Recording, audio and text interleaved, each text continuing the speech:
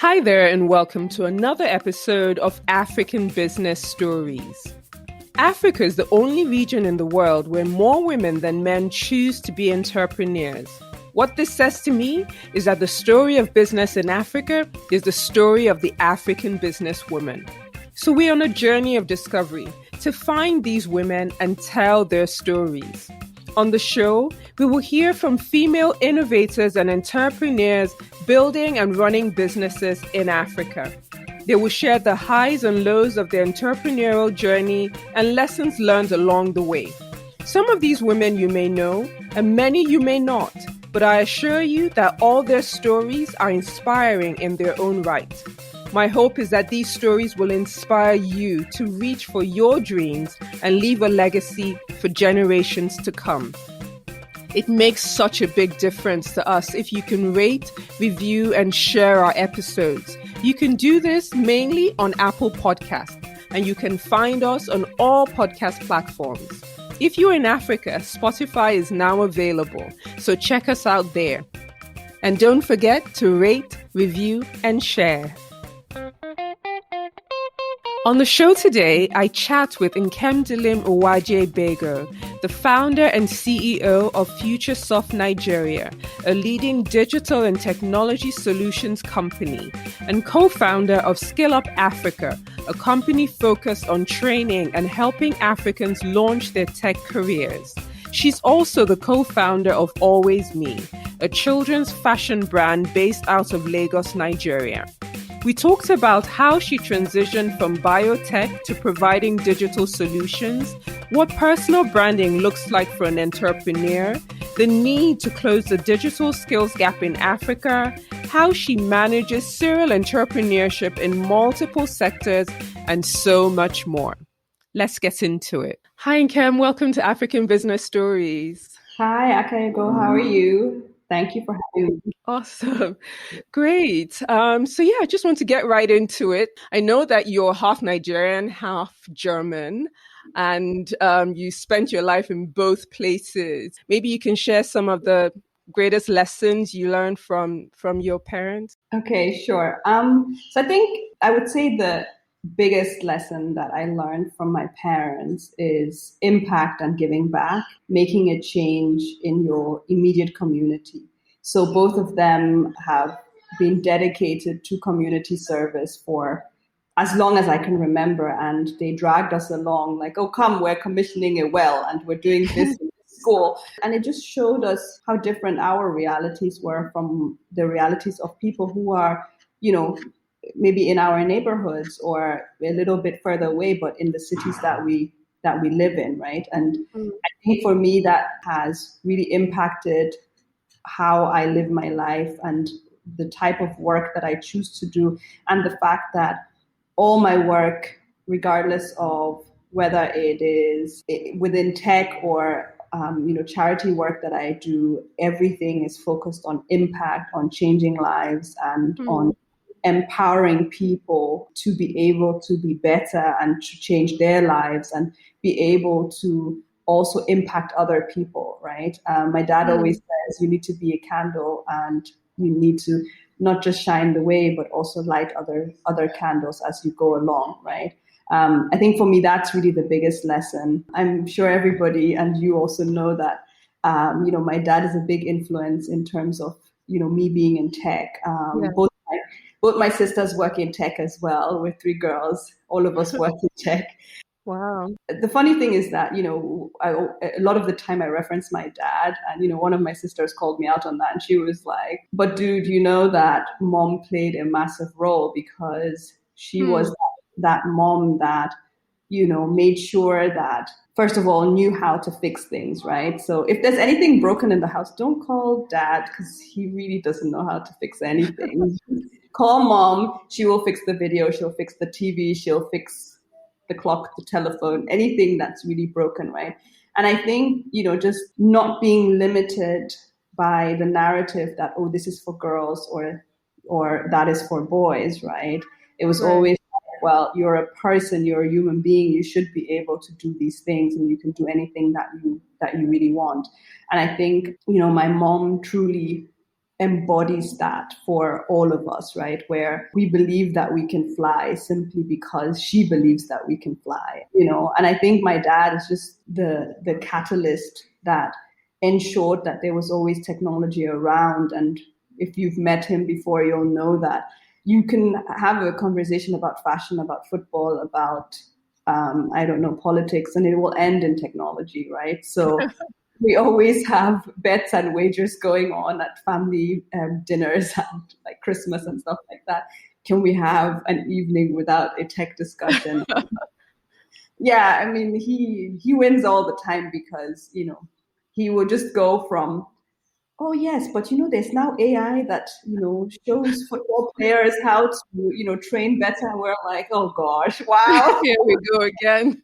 And I think because we're all tech and we're all nerdy, that also then, sort of the conversation then, like, we take that bait and jump on it, and then it's truly just about technology from there on, right? So yeah, so I think both my parents have been really big influences in terms of who I am, and taught us a lot of lessons. And I think a lot of the lessons really are about impact and independence and being the change in the world. That's awesome. So I guess it's no surprise that you then went on to study in technology. But I found your course very fascinating, bioinformatics. What's that? And what was your plan? So I think the easiest way to describe it is a double major in computer science and biology. At the time, it was still brand new. My class was the second class doing this course at my university. So, it was pretty exciting to do the course and to just learn stuff. And I was lucky enough to also get a student job in a research institute. So I was working as a programmer while I was studying. And then after that, I also worked in a pharmaceutical company as a programmer, and I was working on developing chemical compound databases to speed up drug discovery. So it's been a very interesting journey. In a nutshell, it is pretty much you learn how to write code and how to create algorithms to solve sort of problems within the biotech space. And which was very new at the time, right? So now it's super advanced and super exciting. But this was 2002, so this was when they had just sequenced the genome, and they were doing all sorts of different algorithms to find patterns in the genetic base pairs and stuff like that. So it was very exciting, very new, very different, and yeah, so that's what I studied. It seemed like you had this great career ahead of you in biotech at the time. So why did you move back to Nigeria?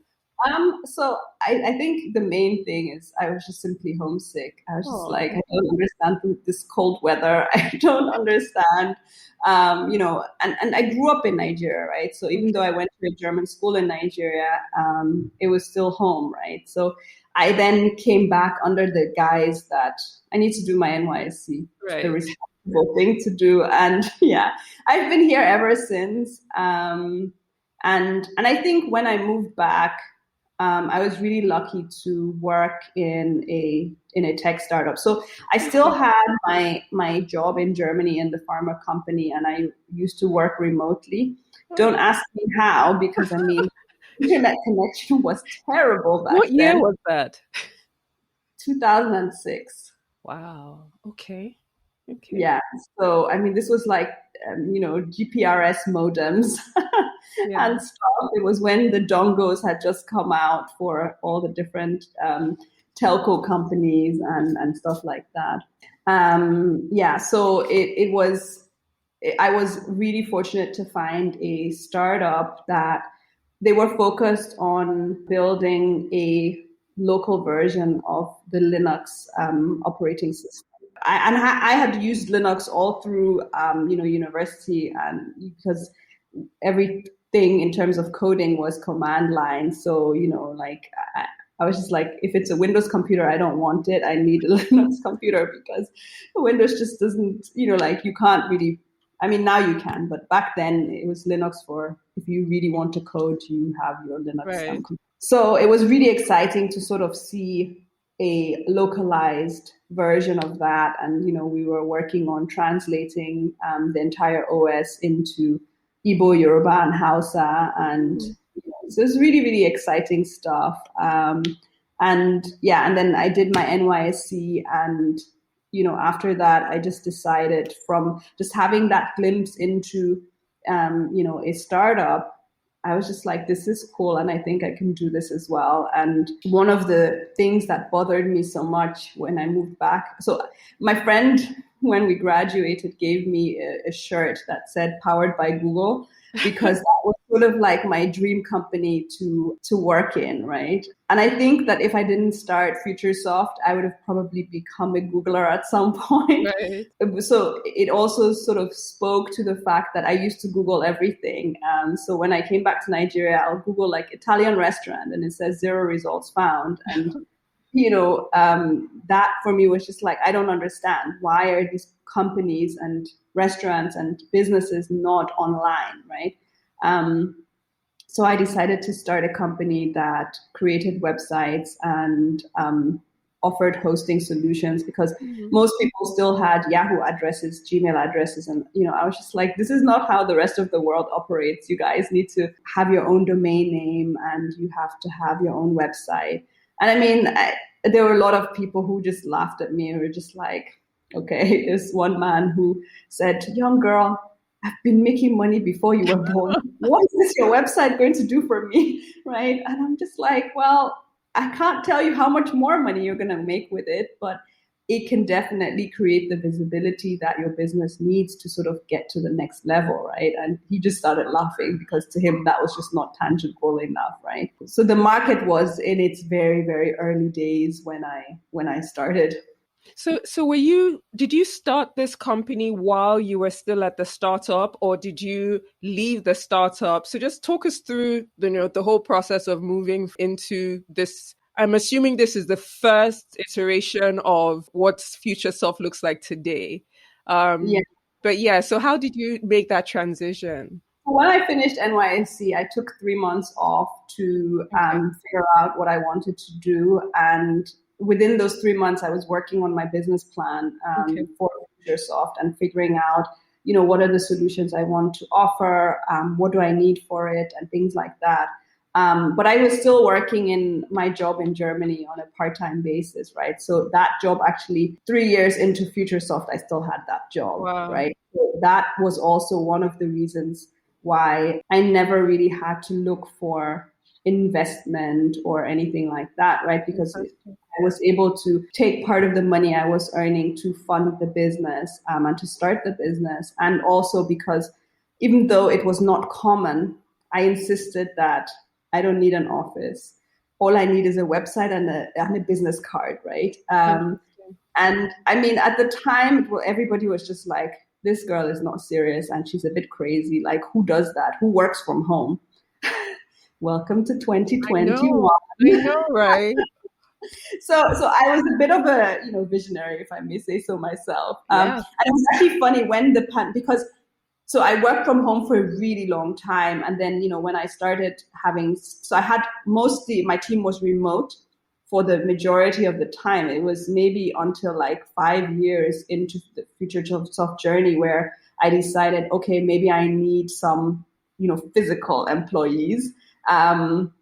Simply because I realized that client management was a big part of the work. And I realized that clients were simply not ready for that remote management. So that's when we then started building the team. So that's when I started having an actual office, right?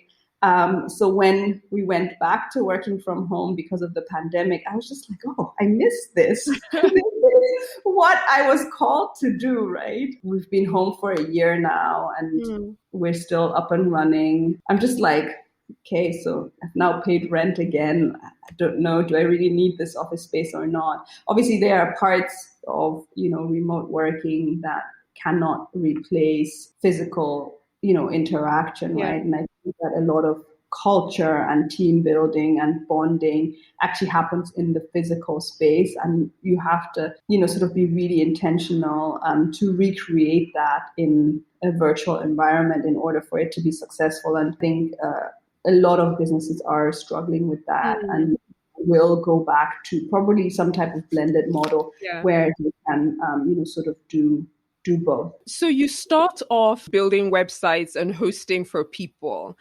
So talk to us about where Futuresoft is now, and the different things that Futuresoft does today. Okay, so Futuresoft has basically evolved from this web development and web hosting company into a full-fledged 360 digital marketing company.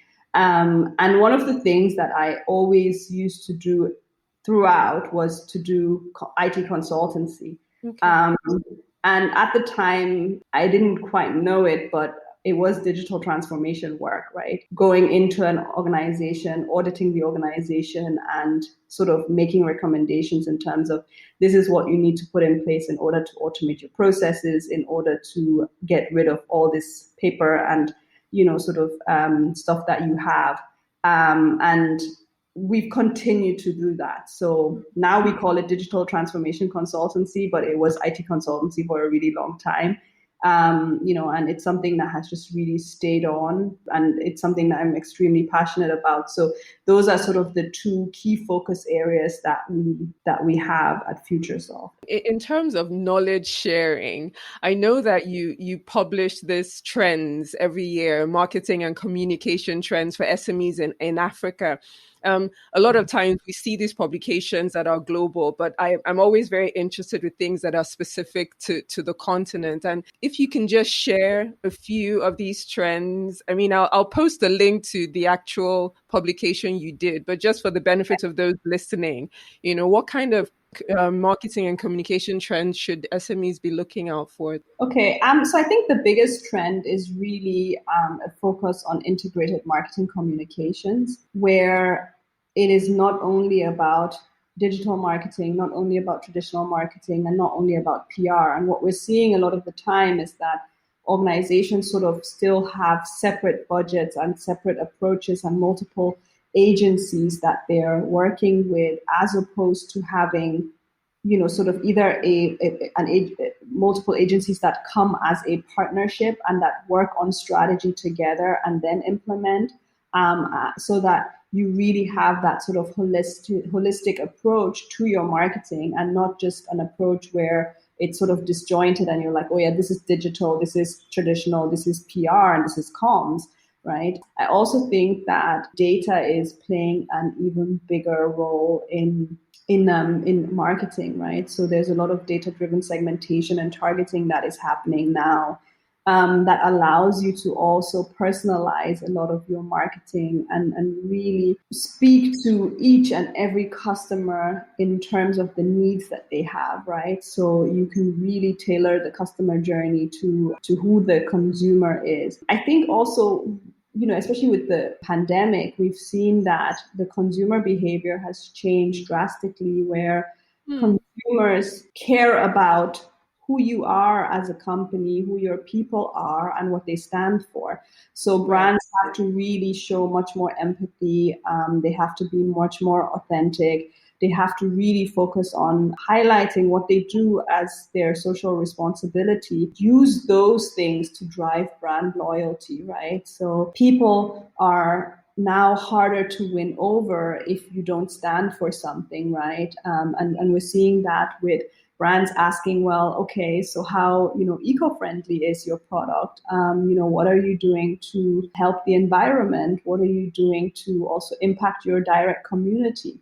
In Africa, they're asking those questions in Africa? Yes. So for example, if you look at, when all the different organizations were donating to the COVID relief, right, there were a lot of people who were celebrating the brands that they patronize, that had contributed, whether it was through building an isolation center, or whether it was through making test kits available, or by giving out sort of food to communities, or doing outreaches and different things. So it is becoming more and more important. And when you sort of follow the conversations, especially on Twitter, where you have conversations that are being had by millennials and Gen Z customers, you will really see that they are passionate about brands that have a purpose, right? And that they are really, sort of very inquisitive when it comes to, okay, but you didn't support this cause, so we're not gonna patronize you because we want to patronize a brand that did support XYZ, right? So I think it's going to become even more relevant, and brands need to start thinking about how they position for that. Customer experience is also something that is becoming more and more important, and really thinking about how you can automate a lot of your, sort of customer touch points, and ensure that you sort of have 24-hour representation by using AI and chatbots and, sort of marketing automation to ensure that that customer journey is as seamless as possible, right? And what we're seeing a lot of the time is that there is focus on customer experience on paper, but when it comes to the actual implementation, a lot of it is focused on actually increasing the bottom line, as opposed to ensuring that the customer experience is as seamless as possible. So, I think we're going to see a lot of brands fail with that approach of not prioritizing customer experience and sort of focusing on the wrong metric, right? Your bottom line is great, and yes, you should be focused on it, but an amazing customer experience will help you grow that bottom line, right? So you need to not only think about how do I get more money from this customer, but how do I ensure that this customer is totally happy with the process, and how do I make that process as easy as possible. And I think as the last, sort of trend and last point that we're seeing is really, you have to be agile as a brand, right? And you have to also collaborate. So what we're seeing more is that there's industry collaboration between competitors, information and data sharing between competitors. And that also, when you are faced by, something like the global pandemic, you may have the best laid plans, but really and truly, those mean nothing if you're not able to be agile and nimble, So yes, I think those are the key.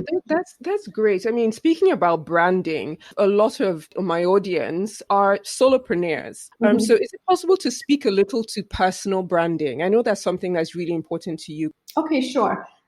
So I think personal branding is one of those things that is, really becoming more and more important in this day and age, simply because, as I said earlier, people don't just want to connect with the brand, they want to connect with the person behind the brand, right? So you've probably seen a lot more sort of personal brands popping up in the last, probably 2 years, right? Where business leaders are really finding these creative and innovative ways to position themselves and their companies. Sort of as a solopreneur or entrepreneur, I think building your brand is really, really essential, because you have to ensure that you position yourself for additional opportunities, right? These opportunities can include, ways to monetize your brand through knowledge products, for example, and that could be, maybe some type of paid training. It could be an online course. It could be a book that you write, right? It could be all sorts of different things that you can use to monetize. Another type of opportunity is the opportunity to, for example, sit on a board, right? A lot of those opportunities are paid opportunities as well, right? So that's really sort of the bigger picture when you really think about building your personal brand, right? So the first thing you want to be able to do is obviously control the narrative. You want to also align your brand with your overall goals and really position yourself for these bigger and better opportunities, and ensure that when people Google you, they get the right impression, right? And they find the right information that allows them to really say, oh, okay, this is this type of person. Oh, this is what they can help with. And this is what they're good at. This is what they're focused on.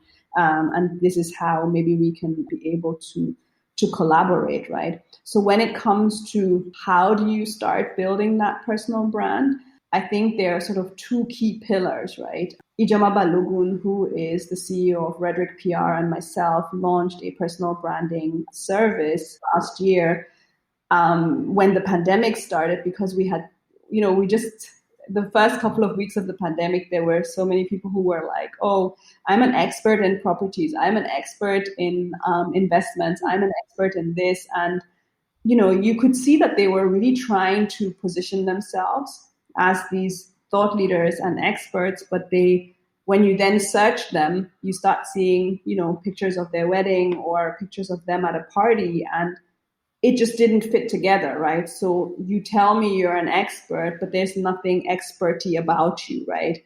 There's no written content. There's no video content. When I search you, all I'm finding is this stuff that has nothing to do with you being an expert, right? So, we kept sort of talking about what we were seeing and noticing.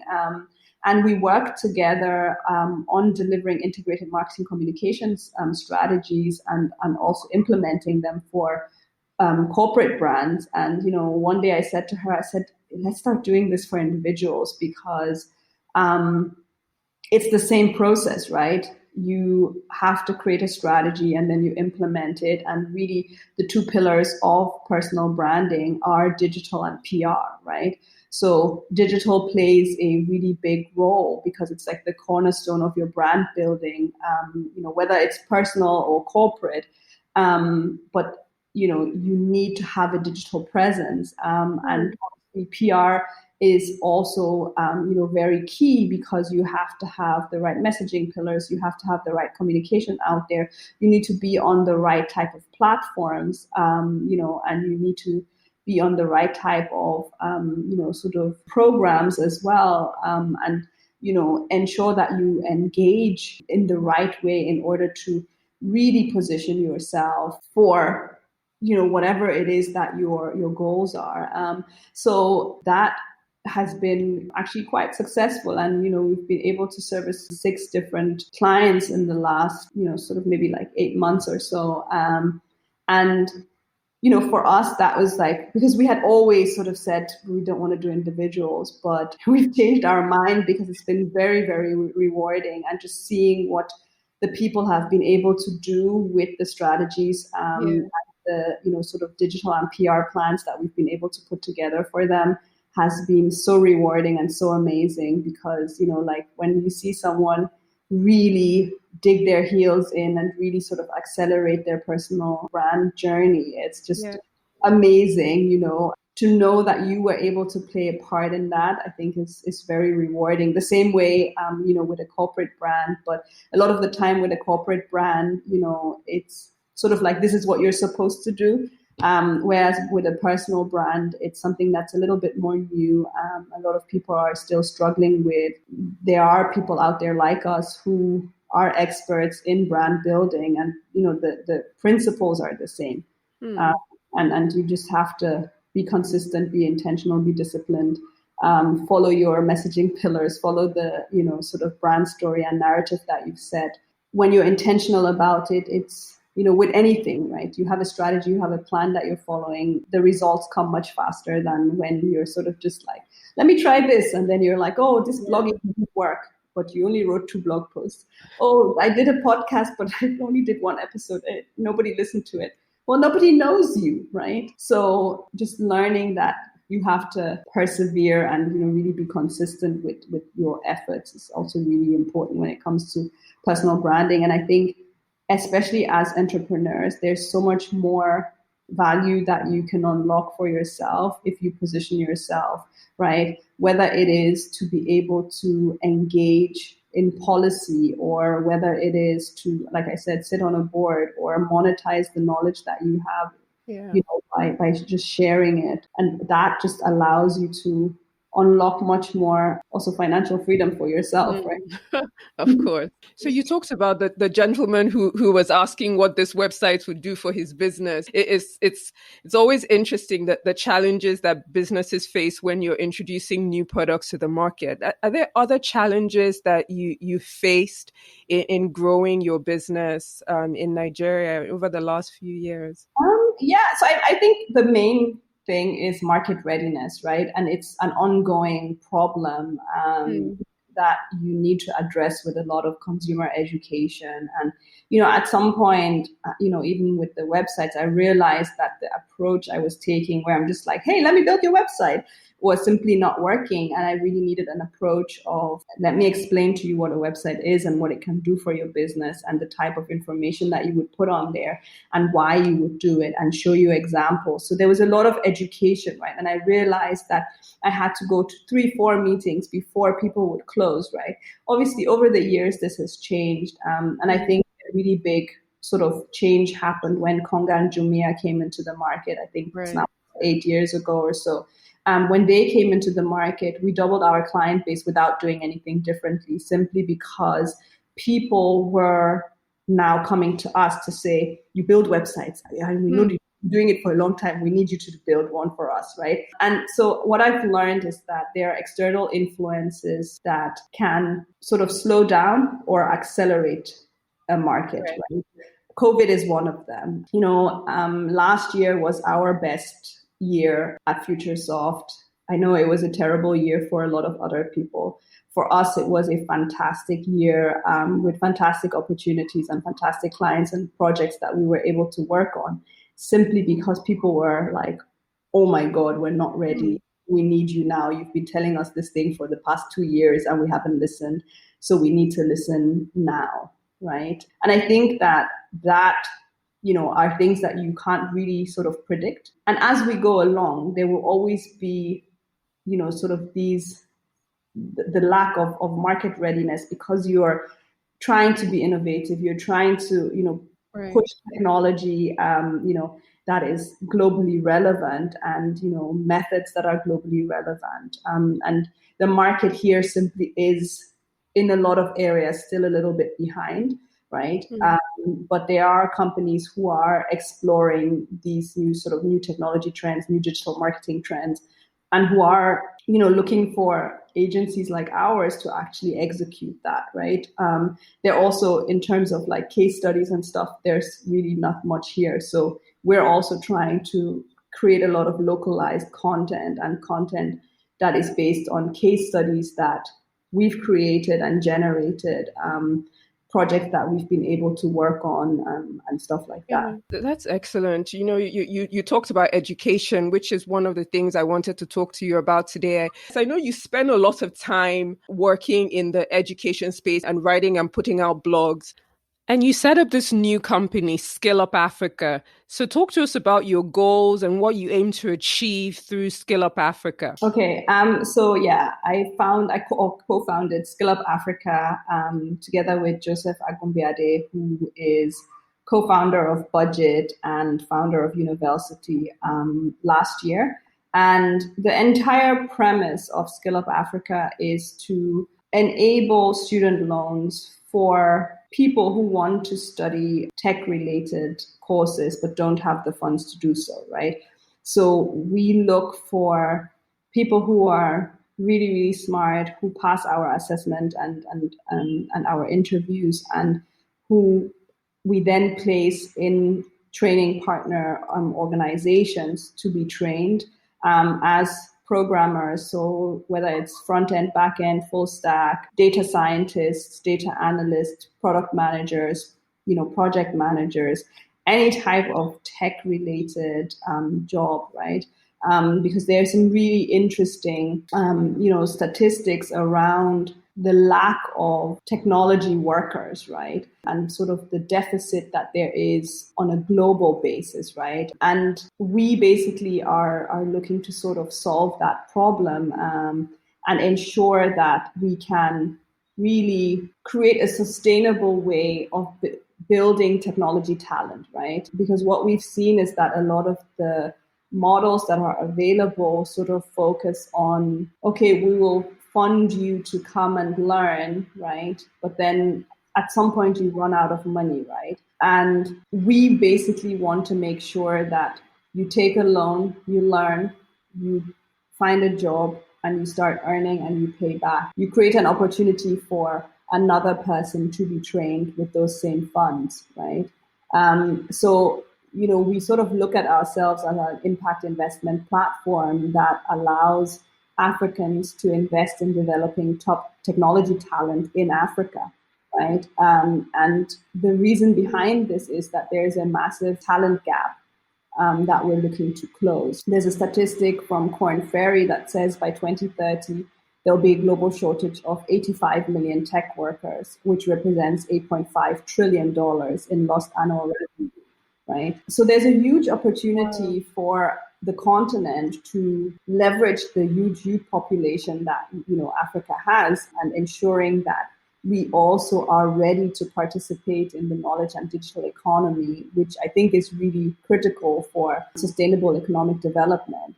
And we also focus on ensuring that, because I'm involved, for me, it's important to get a more balanced picture of people in technology.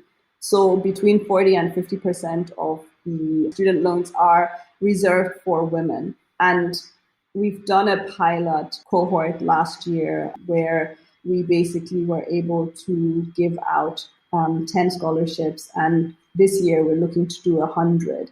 So it's really exciting. Last year we had 40% female participation. This year I've tasked the team to ensure that we're at 50%, so that we have equal representation. Because I believe that there are definitely a lot of smart women who, should take these opportunities. Technology is the future. And if we want to get rid of, sort of technology bias that, that gets embedded into code because the code is being written by predominantly men, then we need to ensure that we have female programmers, right, female product managers, female software engineers, female, product designers, project managers, all round, right? So that's like my newest baby, and very exciting project. The vision is to sort of, once we have proof of concept and once we're able to figure out, sort of like where the funds are going to come from, we intend to sort of roll this out across the continent and ensure that this model, which obviously we will refine as we go along, but we know that it's a sustainable model so that we can build technology talent faster than through the traditional process, right? Because I think that the traditional process through educational institutions like universities simply is very flawed, because a lot of African universities still have very outdated curriculum, right? So, and then it takes too long as well, right? We need tech talent today. We don't need it in 4 or 5 or 6 or 7 years because universities are on strike and whatnot, right? We need people who can be trained with a, sort of really intense training program within 3 months, 6 months, 12 months, and then can start entering the workforce to get the experience so that in the next 5 years, they are senior devs and they are senior product managers and senior product designers, right?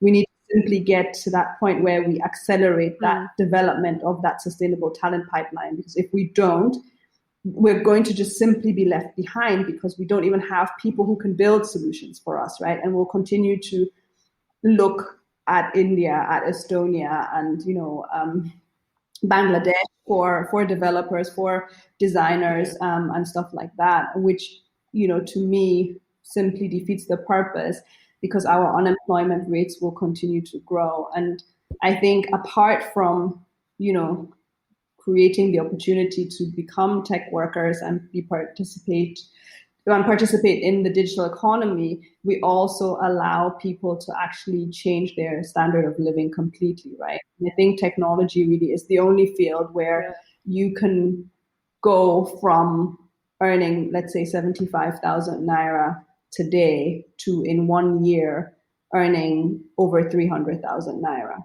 right? There is no other profession where you can accelerate your potential to earn simply by acquiring additional knowledge, right? But technology allows you to do that, and not just in Nigeria, but on a global scale, right? We see, in America, blockchain developers, earning so much money simply because they're not that many of them, right? Which means that you really have that really small, number of individuals who can build this technology, right? So the more you specialize and the more you learn, and the more experience you have as well, the faster we can get you into the job market, the faster your sort of like exponential growth in your ability to earn gets created. And the fact that with virtual and remote work, which is obviously through COVID has become mainstream, and where organizations are now saying, well, I'm not limited to my country, I can fish in the global talent pool, right? That also means that Nigerians can earn the same salary as a developer in Canada without actually being in Canada, right? Means that we can create wealth without having to have a brain drain and see the majority of our talent leave our shores, right? And I think Andela has done a fantastic job in demonstrating that this is possible. And I think also done a fantastic job in training talent, right? And giving that talent opportunities, and also, sort of opening the eyes of people within the local market to say, oh, so we can have local technology talent. We don't need to fly in people from India, right? And what we saw during the pandemic, because there were restrictions with air travel, is that so many projects had to be put on hold because, the guys from SA can't come in, the guys from India can't come in, the guys from the UK can't come in, right? And that shows you the high level of dependency that we have as a country and as a private sector on foreign technology talent, which means that it is key and critical at this point to start building our own technology talent, to ensure that that technology talent has access to work experience so that they can become, just as skilled as global counterparts, right? And that we ensure that we as organizations also, sort of prioritize using Nigerian service providers so that those companies can also scale. So there's, sort of like a lot of different motivations behind building this, technology talent pipeline. But for me, the biggest one is really the fact that if we don't do this now, we're just simply going to be left behind when it comes to the digital economy and when it comes to the fourth industrial revolution. And I think that this is Africa's chance to really catapult ourselves out of poverty, catapult ourselves out of the situation that we are in as nations, where unemployment is high, especially within the youth segment, and we have this growing youth population, and we have high crime rates because there are no jobs, and people need to eat, right?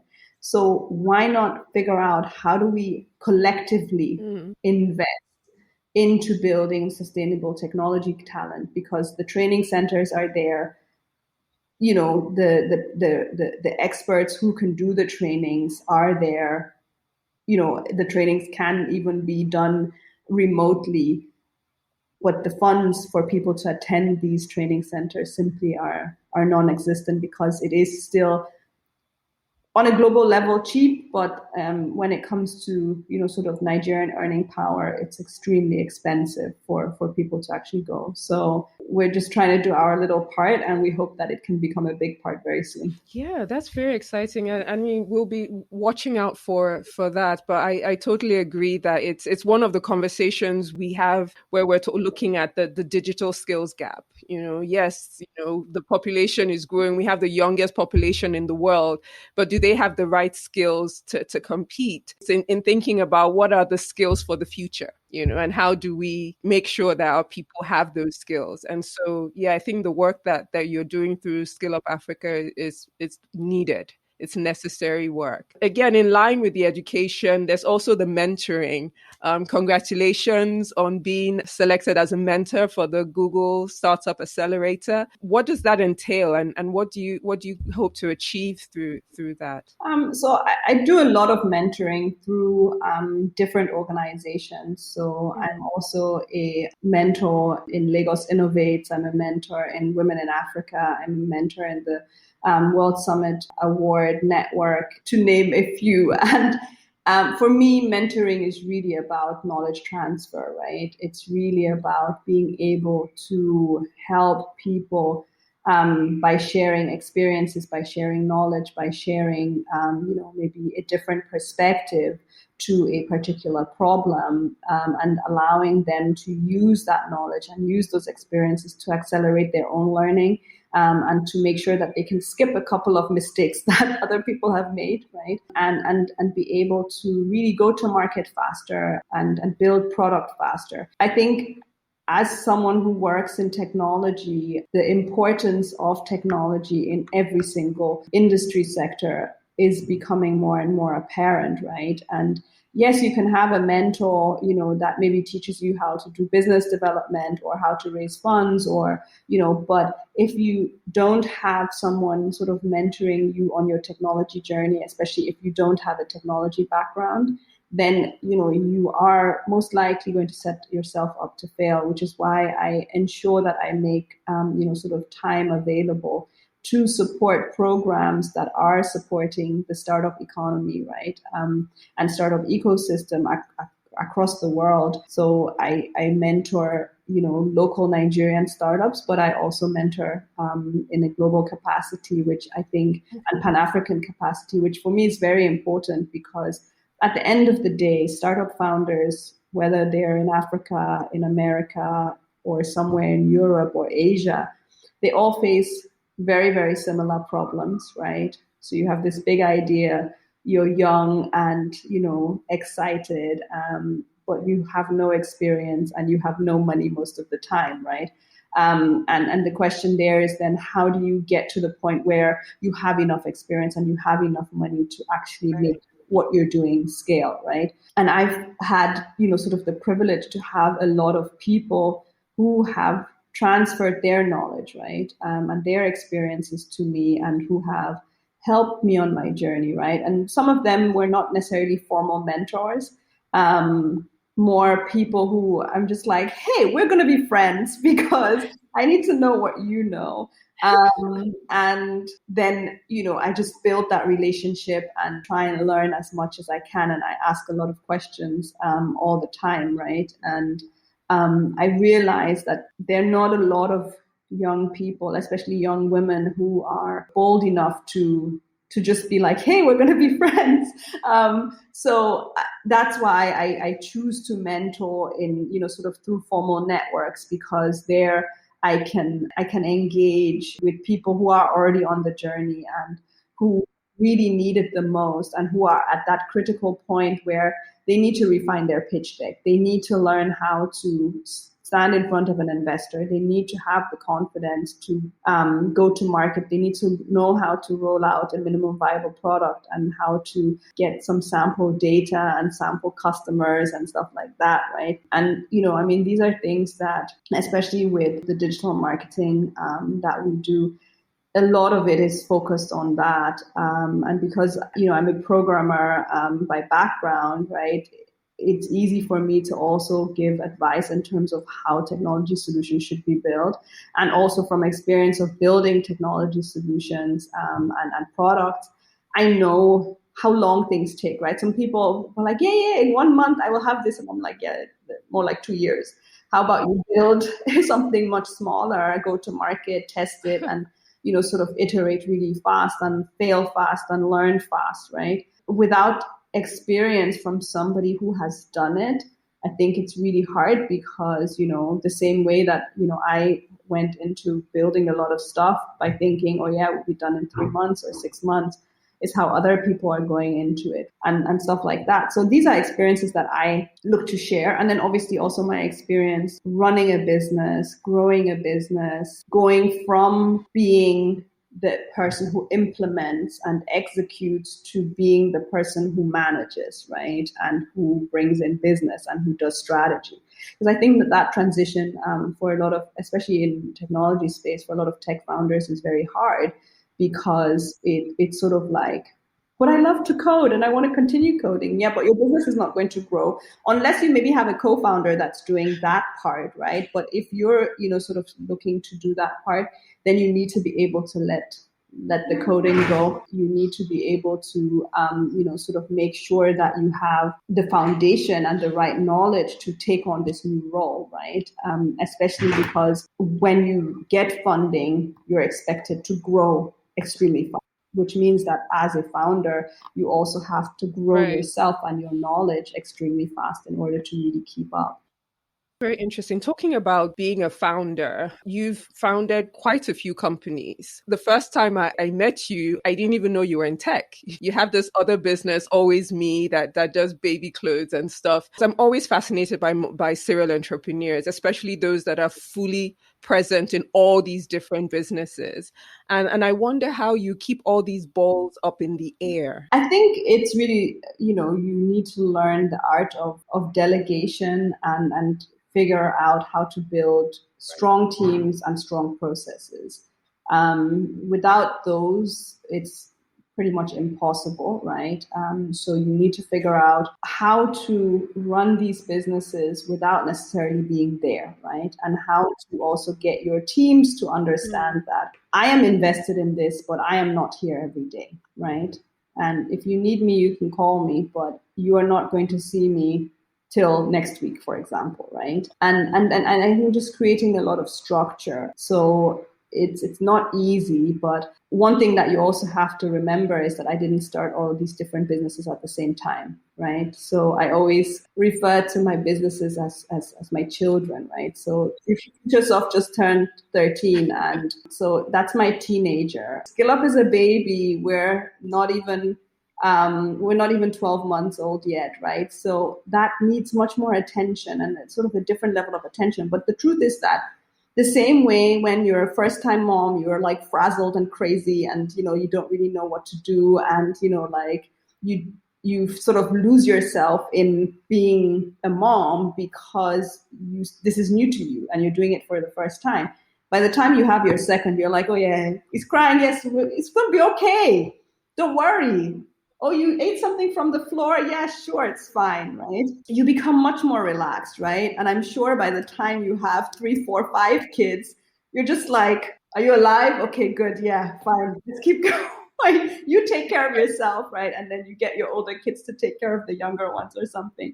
And I think that that's sort of the model that I've used as well, where a lot of the learnings from my first company have gone into the second company, and a lot of the structures that I have in terms of accountant, in terms of lawyers, in terms of suppliers of materials and different things, right, all come from who I already have, right? So I'm like, oh yeah. So for example, in SkillUp, right, we were supposed to, so we have a program manager, and she was having some difficulties putting a job description together, right? So I said, oh, call my HR person at Futuresoft, and she'll give you a template and she'll help you do this, right?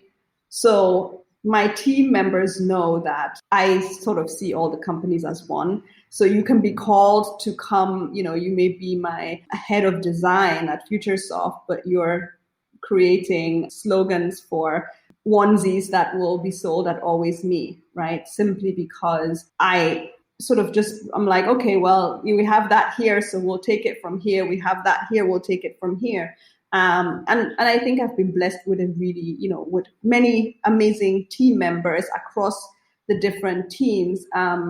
And what I've tried to do as well is, so for example, Alwaysme and Futuresoft actually sit in the same, when we were still working physically, we sit in the same building. So we have this big open plan office that we've divided into two. On one side is the tailoring workshop, right? And on the other side is an office space where our Alwaysme managers sit and the Futuresoft people sit.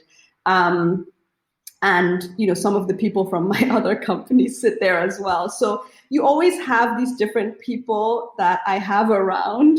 And we do our TGIFs, team buildings, Christmas parties and everything together. So it's one big family. And I think that's, sort of back to, your initial question about the lessons from my parents. It's also one of the lessons that I learned is to just be inclusive and, sort of bring different people together. And, it doesn't matter whether, you're a graduate, you're not a graduate, you're all doing work that the other person is not able to do. So you also need to value the work that the other person does and not look down on a person because of the person's status, because the person has a skill that you don't have, right? They have just chosen a different path in life, right? And it doesn't mean that they are going to be less or more successful than you. And I think that working with me, you will meet all sorts of different people and be exposed to all sorts of different things because I have so many different interests. Especially when I first started Alwaysme, people were just like, so a lot of people thought it was my sister's business. My sister and I run the business together. But people just thought, she must be helping her sister because they didn't know my sister or what she did, right? So they were like, that's probably her sister's business, right? And then they're like, you're like, okay, but she's in tech? How? So at the beginning, it was a little bit hard to explain to people how, you can have these two businesses that are not related and so sort of different. I think the other businesses that I have are a little bit more technology focused or marketing focused. So it's a bit easier to wrap your head around them. But I think, for me, they're all, sort of beautiful businesses and allow me to have multiple sides to me, multiple expressions. And I think that I thrive on sort of having to juggle it all, right? I don't think I could just do Futuresoft. Like, I think I would just be bored. Like this, I get to have, sort of like when maybe I'm sort of stuck on like a client strategy or something. I'm like, okay, let me go design some baby products and let me, play around with some fabric and that sort of totally. So it's like, it clears my head, it's still, brings money and it brings joy to a lot of people as well. And we've had a lot of amazing clients, who like just a few days ago, there was a lady who, I think her kids must be maybe like 5 and 7 now. And she had this picture of one of her kids learning like numbers or something on one of our playmats. And, we sent a message and we were like, wow, you're still using this playmat. This is amazing. And she's like that, her daughter loves it so much. And she's had it since she was a baby and she doesn't want to let it go. And, that it's still so beautiful and still looks like new. And she's like, it just speaks to the quality, of and durability of your product, right? And those type of, moments just make you super happy because as opposed to offering a service, you sort of see the impact of the service because like, okay, you've built a brand or you've helped a customer position themselves online, but I think this is a bit different because it's like, it just, brings people so much joy and it continues to bring them joy over many years, right? And they're very unique products that we create. I have to agree. My friend still has her playmat. I bought it for her. She had twins. Her sons are 5 now. And she still has the playmat. It's amazing how, the impact you can have. This has been an amazing conversation. I've been taking notes, even as we've been chatting, I'm taking notes, so much to learn. So I wanted to end. I normally end with some reflection and some advice. So in terms of reflecting, just what do you think has been the most fulfilling thing about all these businesses you've been building on the continent? I think the impact, right? And how the work that I've done has impacted people. And, and this can be a woman coming up to me at a conference and saying, hey, I just wanted to tell you I'm now a developer. You came to speak at this Girls in Tech camp a few years ago and you gave a career talk and I'm here because of you, right? Or it can be something as big as, when I was appointed to the board of Stanbic IBTC Holdings PLC, a lot of people, both male and female, reached out, right? The women reached out and they were like, this is not just your win, right? Right. That this is for all of us. And the men reached out, and a lot of the men were from the tech industry, and they were like, you have shown us how to transcend, right? And when you're going through these experiences in your mind, it's just like, well, this is part of my journey, and it's super exciting. Of course, you're super happy about the opportunity that has been given to you, and the fact that the work that you've done has taken you on the path to have access to that type of opportunity. But you, a lot of the time, or at least I, a lot of the time forget that there are other people watching. And I also a lot of the time forget that some of the achievements that I've been able to make or create or whatever are things that a lot of my peers are sort of are like, wow, okay, but how old are you really? You sit on the board of a bank, right? And I think those experiences and just being aware of the fact that there are people watching, there are people who take motivation and inspiration from your own wins. I think that is extremely rewarding, but also makes you know that you have a huge responsibility in continuing on that trajectory and continuing to create impact, to create opportunities for others. And I think also the people that you meet along the way are just amazing, right? So yesterday I was chatting with a friend and, I was saying to him how I'm in so many amazing networks, right? So I'm one of the 2019 Obama Africa leaders. I'm one of the 2019 most influential people of African descent. And those are two just absolutely amazing networks where you have all these amazing Africans or people of African descent in these networks who are doing amazing things, where every day we're celebrating, this person, is now in government, and this person is, now the president of this bank, or is doing this, is doing that. And these are people that are my age, or maybe a little bit older sometimes younger. And just being in that type of network where you are constantly challenged by the work that other people do and constantly inspired by the work that other people do, makes you know that there's still so much work to be done, right? But it also gives you so much strength and so much inspiration to want to do more, and also allows you to really understand how privileged you are to be able to connect with these people, share ideas with them, learn from them, network, and sort of just really exchange experiences and knowledge. And I think for me, the people along the journey, have been one of the sort of greatest gifts of this, sort of maybe a little bit unconventional path that I've chosen for myself. So I think it's the impact and the people really that have been the reward of the journey. Fantastic. So if you could give one piece of advice to other female entrepreneurs in Africa, what would that be? Sit at the table. Love it. Be bold. And I think a lot of women sort of suffer from imposter syndrome.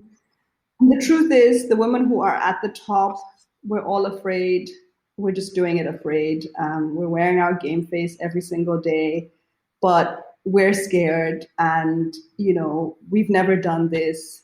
Sometimes we don't even have a role model before us that has done it before, right? And I think just knowing that this is not just for you. You need to push so that your daughters, your nieces, your friends' kids, your goddaughters have opportunities that you did not have. You need to shatter those glass ceilings. You need to boss up and sit at that table, make decisions. You need to make sure that there are more women in the room. You need to make sure that you build that network of women that will support you, that will rally around, that will ensure that you win, right? And also make sure that you have a network of boys that come around and make you win as well, because I think that that's really important. Especially when you're in a male-dominated industry, you cannot just go in there and be like, "Oh, hey, here I am, shiny and girly," and they'll be like, "Yeah, who are you? What do you want here?"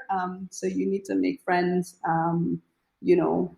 that sit around that table and make sure that you have a space, right?